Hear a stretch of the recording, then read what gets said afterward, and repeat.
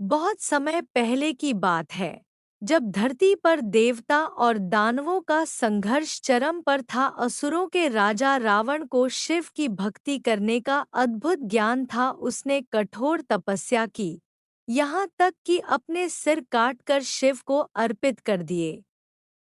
भगवान शिव उसकी भक्ति से प्रसन्न हुए और वरदान मांगने को कहा। रावण ने कहा, हे महादेव, मैं चाहता हूँ कि आप लंका में निवास करें। शिव ने कहा, मैं तुम्हारे साथ शिवलिंग रूप में चलूंगा, लेकिन एक शर्त है।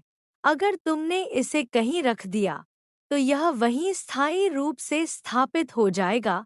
रावण ने यह शर्त मान ली और शिवलिंग को उठाकर लंका की ओर चल पड़ा। लेकिन देवताओं को भय था कि यदि शिवलिंग लंका में स्थापित हो गया तो रावण अमर और अजेय हो जाएगा। उन्होंने एक योजना बनाई। भगवान विष्णु ने एक चरवाहे का रूप धारण किया और जब रावण देवघर, झारखंड पहुंचा तो उसे लघुशंका महसूस हुई।